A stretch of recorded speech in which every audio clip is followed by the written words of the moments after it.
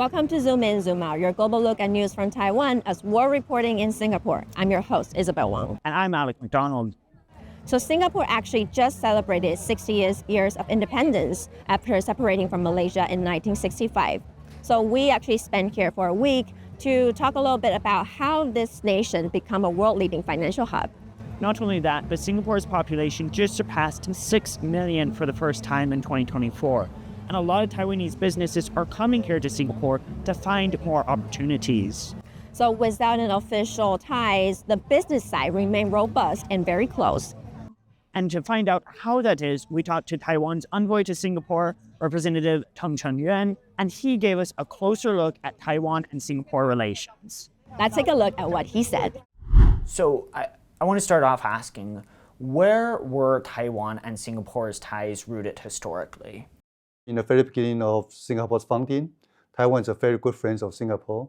We provide a lot of assistance to Singapore in terms of security, in terms of military training. So afterwards, we continue to strengthen and enhance economic, cultural ties between each other. For instance, last year, Taiwan is Singapore's fourth largest trading partner, and Singapore was Taiwan's sixth largest trading partner. Even last year's global economy has not been very well, but our trade, particularly our exports to Singapore, has been increased by 13.5%. But among these exports, actually 80% of these exports will consist of semiconductor-related products.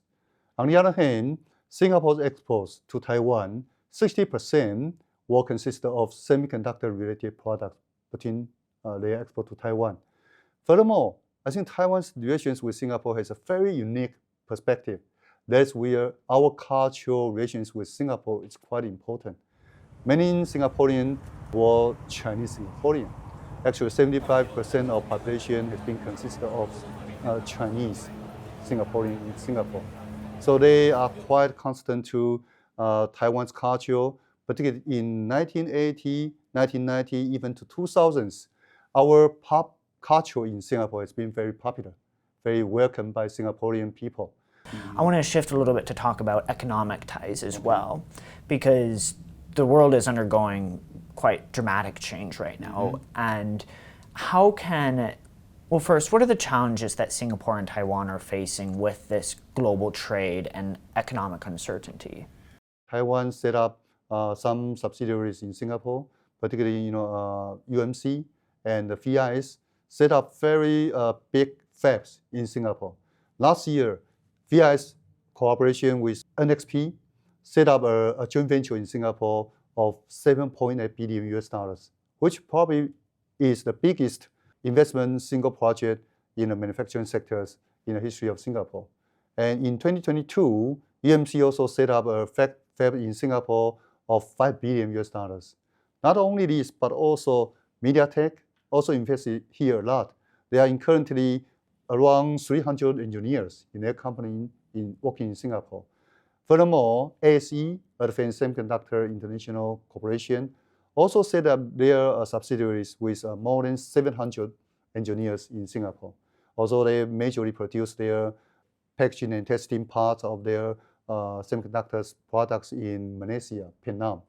But generally speaking, company here serve as a hub, serve as an operation center. What other cooperation can Singapore and Taiwanese businesses partake in that would help them navigate this uncertainty with a bit more confidence? I think currently we are cooperating on 4 major industries. The first one definitely is semiconductor industry. Actually, semiconductor industry in Singapore contribute to 40% of the total manufacturing capacity in Singapore, and which will translate into 8% of contribution to their GDP. So this is quite important, but majorly, all the production, all the contribution has been led by multinational corporation, particularly from Taiwan. But secondly, right now, Singapore's government advocates 3 major industry advancements. The first one is AI, artificial intelligence. So we also continue to work with Singapore on AI industries. Taiwan has been very strong in semiconductor industry, but also Taiwan can produce very advanced AI chips, which are related to AI application. So that's why Jason Huang, chairman of NVIDIA, mentioned that Taiwan is at the center of AI revolution. And third area is about green energy. Singapore currently around 95% of the total energy has been provided by natural gas. And Taiwan faces very similar situation. So both sides would like to develop green energy, renewable energy. And so that is, we continue to engage with each other, not only in terms of industry, but also in terms of R&D, research and development. So, and also, we hope we can also cooperate in another fourth area, that is, biotechnology and medical industries. So you've also been working on this book, Wise Beyond Its Size, 60 Lessons from 60 Years of Singapore. How long did it take for you to work on this? Maybe almost 1.5 years. This book tried to pay a tribute to Singapore's founding and also Singapore's achievement over the last 6 decades. What are some of the disadvantages and challenges that have occurred in Singapore? Globalization is a key factor for Singapore's success. But then, right now, some countries are actually trying to implement so-called deglobalization, even anti-globalization. So this will cause a lot of concern for Singapore. And recently, Singapore just set up some task force to consider their new strategy to accommodate a new dynamic situation. And first one is demographic change. Singapore and Taiwan face similar change. They face very low total fertility rate. In addition, aging population also another challenging issue. So then, how Singapore's government accommodate all this kind of medical requirement and health request. So this will cause a lot of budget, and even the whole social institution need to be changed. In your 2 years in this job, what have been your biggest diplomatic achievements? And also, what are you looking forward to accomplishing in the future? Over the last 2 years and 3 months, some aspect of our partnership cannot be unfurled. So we try to work very closely with Singapore's government, but we keep low profile and not to the public. So honestly speaking, we have very close connection, but we just keep low profile. In addition, we try to promote more economic, cultural, and even other aspects of exchanges and cooperation between Taiwan and Singapore. So I agree with what Representative Tong actually said earlier. I think the key component between two unofficial ties is through soft power. Yeah, and I actually spent this week talking to locals to find out what they thought about Taiwan. So here's what they said. Let's take a look. Taiwan is great. I mean, because I'm a chef. So mainly I go there for visits. I have friends there. They show us around, and of course every country have their own speciality and all that. I thought the food was great. The people are nice. They are very friendly and all. So Taiwan is great. I think when I grew up with like F4 and Lulio and SHE and stuff. So I think it was very like just very magical place just because of the Meteor Garden and the dramas that we watch. So and then just very nice people. In Taiwan and Singapore, it's different culture.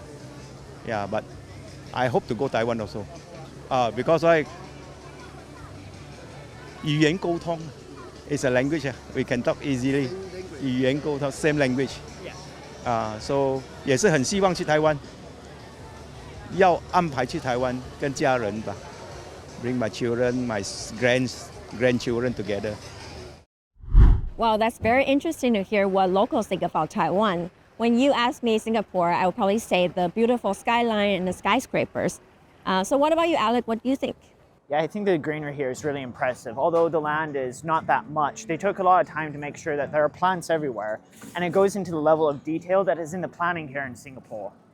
Yeah, so what you talk about actually reminded me of the interview we had with a local economist, Heron Lim, where he talks about the success of Singapore's sovereign wealth fund. Yeah, and we wanted to ask him about that because during his first year speech, President Lai Ching-te said this is a type of fund that he would like to open for Taiwan. So we asked Lim whether Taiwan can do it or not. One of the lessons that I think Singapore has had was the clear definition of the funding sources. There are two distinct sovereign wealth funds, the GIC and Temasek. GIC is in charge of ensuring and preserving the longer run purchasing power of Singapore's foreign reserves, while Temasek acts as an active investor and is sometimes outright an investor into specific companies. The government of Singapore has given them a clear mandate, but also adopts a much hands-off approach for the actual deployment of the funds. And when the actual deployment of the funds are done, this is done at the professional level, decided by the fund managers instead of being politically utilized. And that in itself is a way for Singapore to make sure that these funds are utilized to maximize its returns instead of pursuing other objectives. Temasek Holdings actually was initially capitalized through and taking over the assets that the Singapore government used to have, and they are now privately managed.